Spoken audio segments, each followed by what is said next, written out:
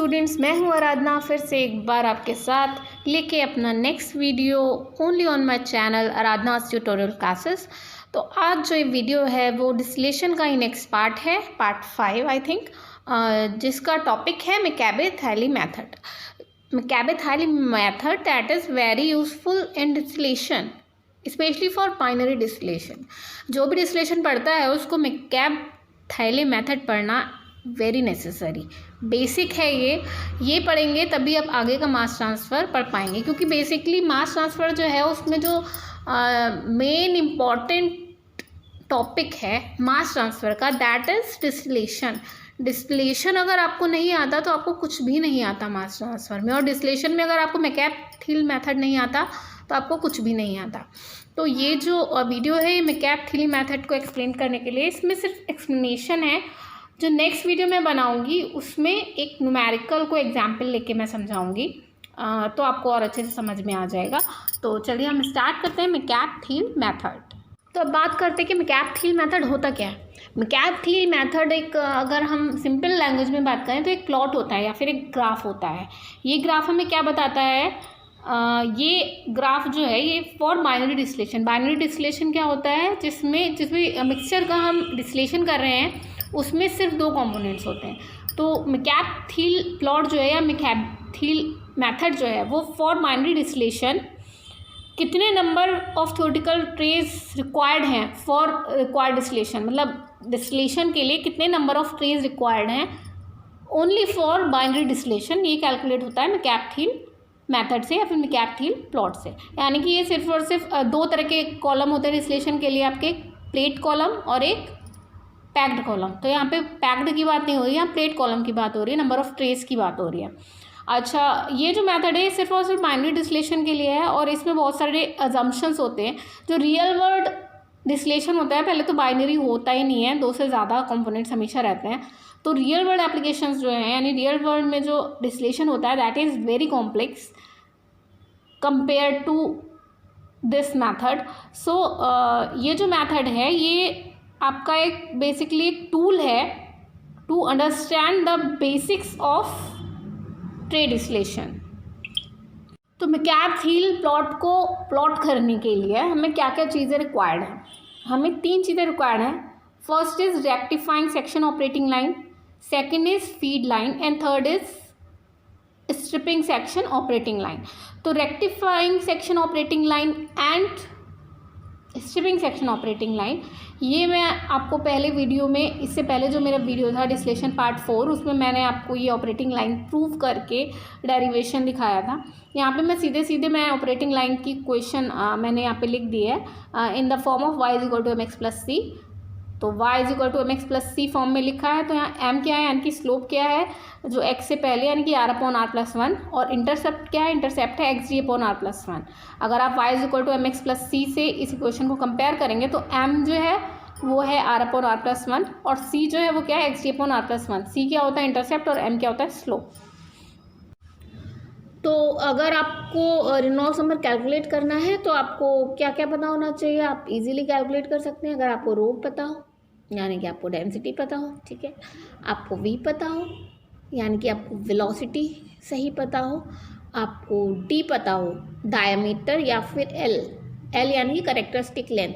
Diameter हम क्यों लेते हैं, क्योंकि उस समय वो करेक्टरिस्टिक लेंथ होती है, यानी कि वो डायमेंशन जो कि सबसे ज़्यादा वहाँ पे डिनोट करती है, सबसे ज़्यादा जो भी, जैसे ट्यूब है तो ट्यूब के लिए हम डायमीटर लेंगे, क्योंकि डायमीटर ही उसकी जो है वो प्रॉपर्टी है जिससे उस ट्यूब को हम डिफाइन कर सकते हैं ना।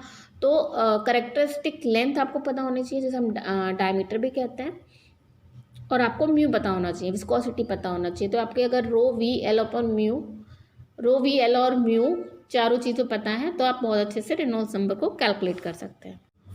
ये है स्ट्रिपिंग सेक्शन ऑपरेटिंग लाइन, ये भी मैं इसका डेरिवेशन लास्ट वीडियो में बताया था मैंने। तो यहाँ भी हम y = mx+c से इसको कंपेयर करेंगे। तो m जो है वो क्या है l'/l-b, और इंटरसेप्ट क्या है आपका b/l dash minus B into X B, यानी कि एम एक्स प्लस सी से हम इसका कंपेयर करेंगे। वैसे स्ट्रिपिंग सेक्शन ऑपरेटिंग लाइन की इक्वेशन की ज़रूरत हमें बहुत कम पड़ती है, सिर्फ रेक्टिफाइंग सेक्शन और फीड लाइन से काम चल जाता है, इसका हमें बहुत कम ज़रूरत पड़ता है, इसका ज़्यादा ज़रूरत पड़ता नहीं है। फिलहाल इसका भी रिक्वायरमेंट है, लास्ट में अगर आप चेक करें कि आपका सही प्लॉट हुआ या नहीं हुआ तो आप इसको यूज़ कर सकते हैं, पर इसको यूज़ करने की ज़रूरत पड़ती नहीं है।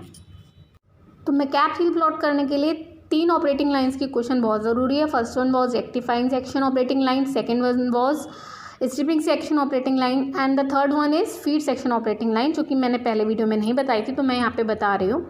तो जो फीड प्लेट है उसके आसपास जो भी मटेरियल बैलेंस होता है वो इस ऑपरेटिंग लाइन को ड्राइव करने के लिए किया जाता है। तो जैसा कि आपके सामने ये फिगर बना हुआ है जो कि दिखा रहा है कि फीड में क्या इनपुट हो रहा है और क्या आउटपुट हो रहा है। क्यू क्या है यहाँ पे, ये फ्रैक्शन है फीड में लिक्विड का। तो अगर लिक्विड का फ्रैक्शन क्यू है तो वेपर का फ्रैक्शन कितना होगा, 1 माइनस क्यू। ठीक है, तो आप यहाँ से देख सकते हैं कि input is equal to output, right. तो यहाँ पे इनपुट क्या है, L plus Q F, arrow अंदर की तरफ है, और आउटपुट क्या है, एल डैश। तो आपका overall material balance for liquid हो जाएगा L dash is equal to L plus Q F. और वहीं अगर हम वेपर की बात करें तो इनपुट है वी डैश और आउटपुट है इनपुट है आपका वी डैश और 1 माइनस क्यू इंटू एफ, और आउटपुट है वी। तो आपका overall material balance input is equal to output, यानी कि V is equal to V dash plus 1 minus Q into F. अब इसके बाद हम क्या करेंगे, इसके बाद हम कॉम्पोनेंट बैलेंस करेंगे। अब हम आते हैं फ्रेंटल नंबर पे, ये भी बहुत इंपॉर्टेंट डायमेंशनलेस नंबर है हीट ट्रांसफर में। इसका भी फॉर्मूला सबको रटाया होगा म्यू सी पी अपॉन के, लेकिन इसका फिजिकल सिग्निफिकेंस क्या होता है। तो इसको हम क्या करते हैं कि पहले सी पी को हम नीचे ले आते हैं, यानी कि म्यू अपॉन के अपॉन सी पी कर देते हैं, और फिर ऊपर नीचे रो से डिवाइड कर देते हैं। तो म्यू अपॉन रो आपका क्या होता है, काइनेमेटिक विस्कोसिटी, जिसे आप न्यू से लिखते हैं, और के अपॉन सी पी रो क्या होता है आपका थर्मल डिफ्यूजिविटी, जिसे हम अल्फा से डिनोट करते हैं। तो फ्रेंटल नंबर क्या हो गया, न्यू अपॉन अल्फा। न्यू यहाँ पे क्या है, न्यू है काइनेमेटिक विस्कोसिटी, और के अपॉन सी पी रो क्या है, ये है आपका थर्मल डिफ्यूजिविटी। तो ये रेशियो किस किस का हो गया, काइनेमेटिक विस्कोसिटी का और थर्मल डिफ्यूजिविटी का। जो काइनेमेटिक विस्कोसिटी है उसे हम मोमेंटम डिफ्यूजिविटी भी कहते हैं। तो यानी कि रेशियो फ्रेंटल नंबर रेशियो किस किस का हो गया, मोमेंटम डिफ्यूजिविटी का और थर्मल डिफ्यूजिविटी का। इसका मतलब कि मोमेंटम डिफ्यूजिविटी जो है वो कम है, मोमेंटम डिफ्यूजिविटी कम है, इसका मतलब हीट डिफ्यूजिविटी या फिर थर्मल डिफ्यूजिविटी जो वो है ज़्यादा। तो यानी कि heat diffuses very quickly compare to the velocity. इसका मतलब हुआ कि थर्मल बाउंड्री लेयर जो है वो ज़्यादा बड़ी है in comparison to velocity boundary layer, क्योंकि पी आर मैंने क्या बताया क्या होता है, velocity boundary layer to thermal boundary layer ratio. तो अगर फ्रेंटल नंबर जो है वो छोटा है, इसका मतलब वेलोसिटी बाउंड्री लेयर छोटी है और थर्मल बाउंड्री लेयर बड़ी है, यानी कि thermal boundary layer is much bigger than the velocity boundary layer for liquid metals when Prandtl number is small. तो यहाँ पे आता है कॉम्पोनेंट बैलेंस। तो कॉम्पोनेंट बैलेंस जो है 2 पार्ट में डिवाइड किया गया है, एक रेक्टिफाइंग सेक्शन के लिए और स्ट्रिपिंग सेक्शन के लिए। तो रेक्टिफाइंग सेक्शन के लिए आपका यहाँ से अगर आप देखें तो क्या हो जाएगा, v इंटू वाई इनपुट है आपका और आउटपुट क्या है आपका l into x plus d into X T. और स्ट्रिपिंग सेक्शन के लिए हो जाएगा क्या, इनपुट आपका क्या है l डैश इंटू एक्स,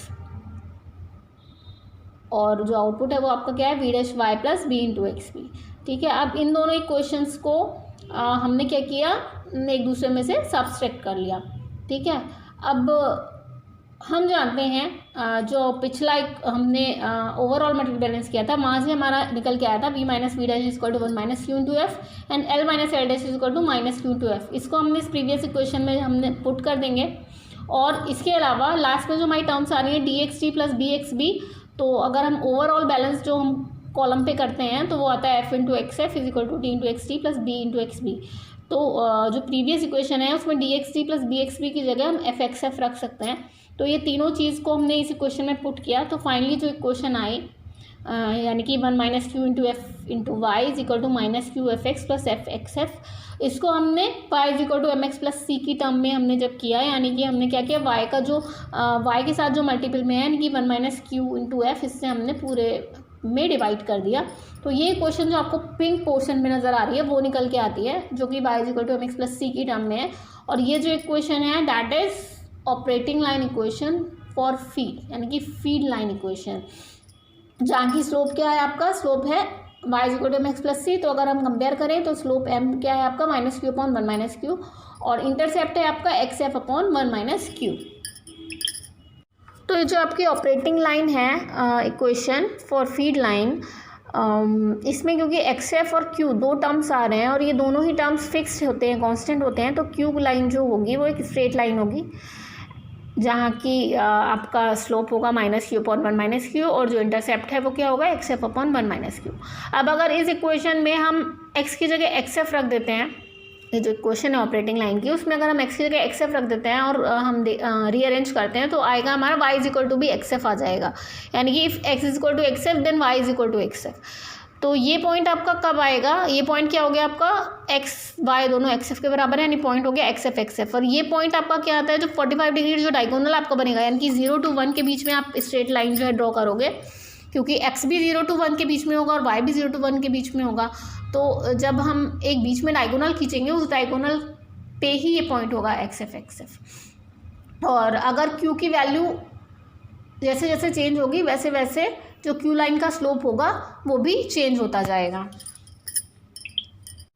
तो जैसा कि आप देख सकते हैं इस फिगर में, जो कि फिगर दे रखी है, तो सबसे पहले हम क्या करेंगे, क्योंकि y और x दोनों 0 और 1 के बीच में होता है, तो सबसे पहले हमें क्या करना है, हमें इक्विलिब्रियम रिलेशनशिप दे रखा होगा y और x के बीच में, यानी कि या तो हमें रिफ्लक्स रेशियो दे रखा होगा तो y और x के बीच में रिलेशनशिप आ जाएगा, मतलब कुछ भी होगा, हमें y के रिस्पेक्टिवली x की और x के रिस्पेक्टिवली y की वैल्यूज़ पता होंगी, और हम x और y के बीच में, जहाँ y जो है वो आपका y एक्सिस पे होगा और x जो है वो x एक्सिस पे होगा, हमें कर्व बनाना है y और x के बीच में। उसके बाद हमें एक डायगोनल बना लेना है, ठीक है। तो बीच उसके बाद ये जो हम राइट से स्टार्ट करते हैं, उसके बाद हम क्या करते हैं, बीच में हम एक XF पॉइंट ले लेते हैं, XF पॉइंट से हम वर्टिकली खींचते हैं, और फिर वहाँ से हमें कंडीशन बताई गई है कि फॉर कोल्ड लिक्विड Q जो है वो हमेशा 1 से बड़ा होता है, फॉर सैचुरेटेड लिक्विड Q = 1, यानी कि जब आप लाइन खींचोगे तो वो बिल्कुल सीधे वर्टिकल खींचोगे। फॉर वेपर लिक्विड मिक्सचर जो Q होता है वो 0 और 1 के बीच में होता है, and for saturated vapour Q जो होता है वो 0 होता है। अब ये क्या चीज़ है ये आपको तब समझ में आएगी अभी जब मैकॅप-थिल मेथड डिटेल में मैं बताऊँगी। आप बस इतना याद रखिए कि फॉर कोल्ड लिक्विड Q > 1, यानी कि जो राइट साइड में जो सबसे पहली लाइन है, तो अगर आपको लिखा हुआ क्वेश्चन में कोल्ड लिक्विड, तो आप समझ जाइएगा कि Q जो है, Q की वैल्यू 1 से ज़्यादा ही दी गई होगी। अगर सैचुरेटेड लिक्विड है तो वर्टिकल होगा, Q = 1 है, यानी कि अगर आपको क्वेश्चन में सैचुरेटेड लिक्विड है तो आप अपने आप समझ जाएंगे कि Q = 1 है। For vapour liquid mixture Q जो है वो 0 और 1 के बीच में होगा। अगर आपको क्वेश्चन दिया हुआ है उसमें वेपर लिक्विड मिक्सचर भी दिया और Q की वैल्यू 0 to 1 नहीं है तो यानी कि गलत है, तो 0 to 1 बीच होगा वेपर लिक्विड मिक्सचर के लिए। और सैचुरेटेड वेपर के लिए Q = 0 होगा, यानी कि अगर क्वेश्चन में आपका दिया हुआ है सैचुरेटेड वेपर तो आप समझ जाइए कि Q = 0 है। आपको Q की वैल्यू हो सकता है ना दी जाए, आपको दे दिया जाए कि सैचुरेटेड वेपर, तो आप अपने आप ये मान लेंगे कि Q = 0। And for super heated vapour Q > 0। अगर सुपर हीटेड वेपर क्वेश्चन में दे रखा है और Q जो है वो for super heated vapour Q < 0। तो अगर क्वेश्चन में आपको सुपर हीटेड वेपर दे रखा है और Q < 0 नहीं है, Q 0 से ज़्यादा है, तो आप सीधे सीधे बोल सकते हैं कि दिस इज़ रॉन्ग, ऐसा नहीं होता, क्वेश्चन में गलत दे रखा है, ठीक है। तो Q < 0 for super heated vapour. अब ये सब क्या है, क्या चीज़ें हैं, ये आपको आगे पता चलेगा जब मैं भी आपको मैकॅप-थिल मेथड बताऊँगी।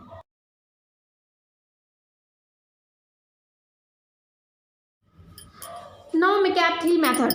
अभी तो ये था कि प्लॉट में क्या क्या चीज़ें रिक्वायर्ड है, प्लॉट कैसे बनना है, इसमें करते क्या है हम, प्लॉट कैसे हमें पता चलता है, नंबर ऑफ ट्रेस क्या होता है बताते हैं।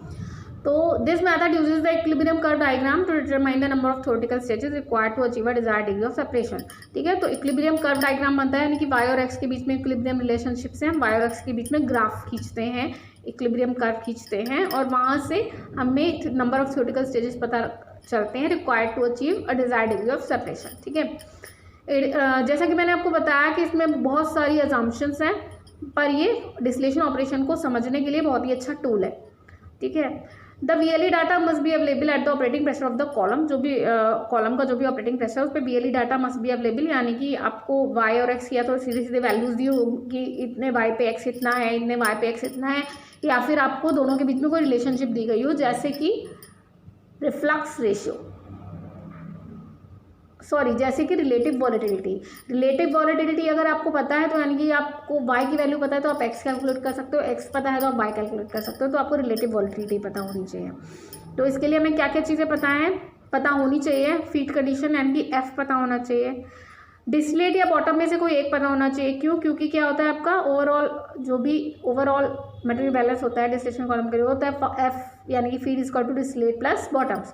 तो अगर आपको डिस्टिलेट या बॉटम्स में से कोई एक पता है और फीड पता है तो जो दूसरा बचा वो आप कैलकुलेट कर सकते हो। तो फीड कंडीशन पता होनी चाहिए, डिस्टिलेट या बॉटम में से कोई एक पता होना चाहिए, और रिफ्लक्स रेशियो भी पता होना चाहिए, क्योंकि जो आपकी रेक्टिफाइंग सेक्शन की ऑपरेटिंग लाइन है उसमें R आ रहा था। ठीक है। और बाकी आपके पास इक्विलिब्रियम रिलेशनशिप होना चाहिए, या फिर VLE डाटा होना चाहिए, या फिर रिलेटिव वॉलेटिलिटी होनी चाहिए। तो ये सब चीज़ें आपको पास होनी चाहिए McCabe Thiele प्लॉट ड्रॉ करने के लिए।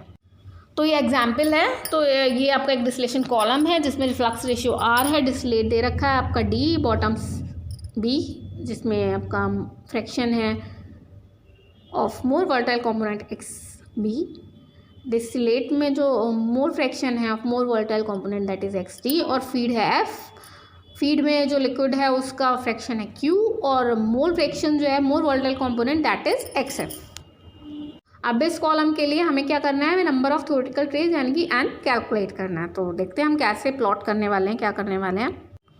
तो जैसा कि मैंने बताया था कि रेक्टिफाइंग सेक्शन की ऑपरेटिंग लाइन, फीड सेक्शन की ऑपरेटिंग लाइन, ये और स्ट्रिपिंग सेक्शन की ऑपरेटिंग लाइन, ये सब हमें पता होना चाहिए। तो सबसे पहले हम क्या करेंगे? एनालिसिस करेंगे रेक्टिफाइंग सेक्शन का। ठीक है। तो रेक्टिफाइंग सेक्शन की जो ऑपरेटिंग लाइन है वहाँ से हम y=mx+c करके m और c कैलकुलेट कर लेंगे। ठीक है। उसके बाद हमें फीड सेक्शन का देखना है, हमें q का वैल्यू पता होना चाहिए। q पता है तो उससे हम पता लगा लेंगे कि क्या है, कोल्ड फीड है, सैचुरेटेड वेपर है, सैचुरेटेड लिक्विड है, क्या है, q=0 है, q=1 है, या q दिया हुआ है, ये हम पता कर लेंगे। हमें XF पता होना चाहिए। ठीक है। हमें XB पता होना चाहिए, और स्ट्रिपिंग सेक्शन की ऑपरेटिंग लाइन पता होना चाहिए। हालांकि उसका कोई बाद में यूज़ नहीं होता है, लेकिन ज़रूरी है, क्योंकि एक स्ट्रिपिंग ऑपरेटिंग लाइन ड्रॉ की जाती है, यानी कि एक रेक्टिफाइंग ऑपरेटिंग लाइन ड्रॉ की जाती है, एक stripping section operating line draw की जाती है, और एक फीड सेक्शन ऑपरेटिंग लाइन की जाती है। ड्रॉ कैसे की जाती है आगे बता। तो सबसे पहले हमें क्या करना है? इक्विलिब्रियम कर्व ड्रॉ करना है और डायगोनल ड्रॉ करना है। तो 0 to 1 y और 0 to 1 x। ठीक है। इसको हमने एक रेक्टेंगल में हमने बंद करके हमने एक डायगोनल खींच लिया, और उसके बाद हमने y और x का जो भी हमारे पास VLE डाटा है या फिर रिलेटिव वॉलेटिलिटी है जो भी है, उससे हमने एक इक्विलिब्रियम कर्व खींच लिया। ठीक है। जैसे कि आप देख रहे हैं कर्व सा बना है और उसके नीचे डायगोनल है। अब इसके बाद हमें क्या करना है? रेक्टिफाइंग सेक्शन की ऑपरेटिंग लाइन जो थी वो हमें ड्रॉ करनी है। तो रेक्टिफाइंग सेक्शन की ऑपरेटिंग लाइन के लिए हम क्या करेंगे? उसका जो इंटरसेप्ट होता है, यानी कि इंटरसेप्ट आपका क्या होता है रेक्टिफाइंग सेक्शन का? रेक्टिफाइंग सेक्शन का ऑपरेटिंग लाइन होता है XT/R+1, वो हम कैलकुलेट कर लेंगे XT/R+1, और वो हम लगा लेंगे लेफ्ट साइड में। ठीक है। लेफ्ट साइड में लगा लेंगे। इधर हम XD मार्क कर लेंगे। सबसे पहले हम XD मार्क कर लेंगे, जो भी XD होगा वो हम मार्क कर लेंगे किस पे? डायगोनल पे। हमने डायगोनल पे XD मार्क कर लिया, और उसको हमने मिलाया किससे? रेक्टिफाइंग सेक्शन का जो इंटरसेप्ट था वो XD/R+1 हमने कैलकुलेट किया। हमने वहाँ पे एक पॉइंट लगाया, एक पॉइंट हमने XD को डायगोनल पे हमने XD को मार्क किया और दोनों को हमने मिला लिया। तो ये हमारी क्या हो गई? रेक्टिफाइंग सेक्शन की ऑपरेटिंग लाइन। अब इसके बाद हमें क्या करना है? इसके बाद हमें स्ट्रिपिंग सेक्शन की ऑपरेटिंग लाइन ड्रॉ करनी है। तो उसके लिए हम क्या करेंगे?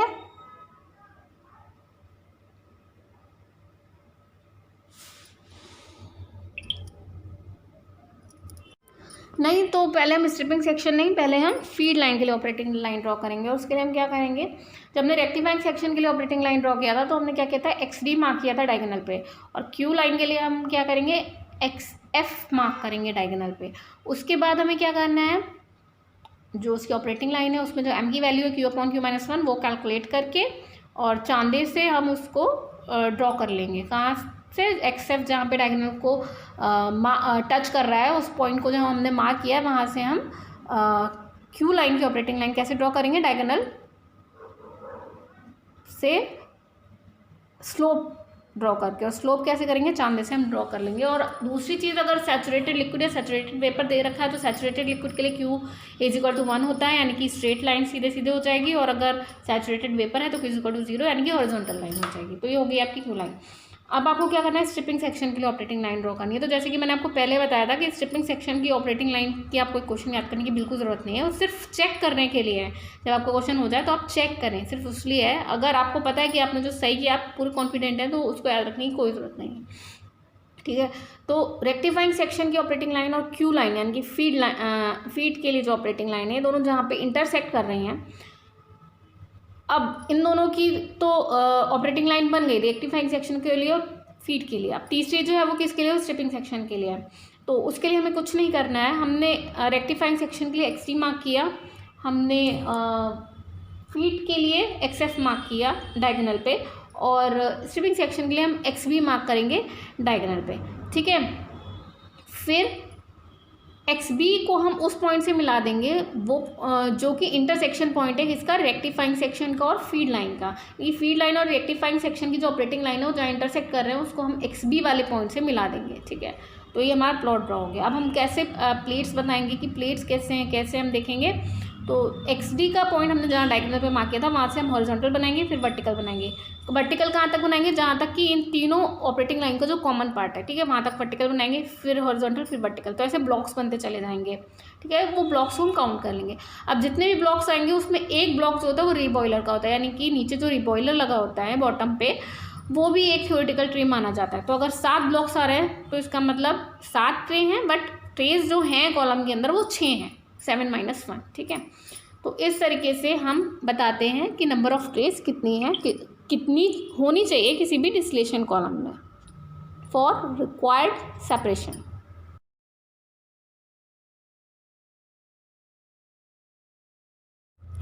तो अगर आपसे पूछा जाए कि फीड लोकेशन कौन सी है तो आप कैसे बताएंगे? फीड ट्रे कौन सी है आपसे पूछ सकते हैं। अच्छा, सबसे पहली बात, नंबरिंग जो आपको करनी है ब्लॉक्स की वो आपको ऊपर से करनी है, ऊपर वाले ब्लॉक से। तो फीड ट्रे वो होती है, मतलब उस नंबर की ट्रे होती है जहाँ पे आप देख सकते हैं इस प्लॉट में, जिसमें रेक्टिफाइंग सेक्शन की ऑपरेटिंग लाइन भी जाए और स्ट्रिपिंग सेक्शन की ऑपरेटिंग लाइन भी टच करे, दोनों की जहाँ टच करे वो कहलाता है कि आपका फीड ट्रे लोकेशन। तो यहाँ पे तीसरे नंबर की ट्रे जो है ऊपर से, उसमें दोनों ऑपरेटिंग सेक्शन की लाइन है, रेक्टिफाइंग सेक्शन की भी और स्ट्रिपिंग सेक्शन की भी। तो फीड ट्रे लोकेशन जो है वो कौन सी है? Third tray. तो जितने भी आपके ट्रायंगल्स ड्रॉ होते हैं उसमें एक रिबॉयलर होता है, यानी कि नंबर ऑफ थ्योरेटिकल ट्रेस जो होगी वो 6 होगी +1 रिबॉयलर, यानी कि यहाँ पे आपके 7 ब्लॉक बन रहे हैं। तो उसमें से 7 में से 6 जो है वो आपके नंबर ऑफ थ्योरेटिकल ट्रेस हैं और एक जो है वो आपका रिबॉयलर है। तो अगली वीडियो में एक एग्जाम्पल लेके आऊँगी मैं कैप-थ्री मेथड पे, जिससे कि आपको ये और अच्छे से समझ में आ जाएगा। और कैसी लगी मेरी वीडियो प्लीज़ नीचे कमेंट कीजिए, क्या समझ में आया, क्या नहीं आया, क्या टॉपिक आप चाहते हैं मैं अगला वीडियो बनाऊं, क्या आप वेरिएशन चाहते हैं मेरे समझाने में, कि मैं थोड़ा जल्दी से बोलूं, धीरे धीरे बोलूं, थोड़ा और समझाऊं, थोड़ा न्यूमेरिकल कराऊं, क्या आपको समझ में आता है क्या नहीं। और अगर आपको अच्छा लगता है मेरी वीडियो तो प्लीज़ इसे लाइक कीजिए, शेयर कीजिए, दूसरे लोगों से भी कहिए कि शेयर करें, बेल बटन दबा दीजिए ताकि मेरी वीडियो जैसे ही आपको पता चल जाए और आप उसे देख सकें। Thank you.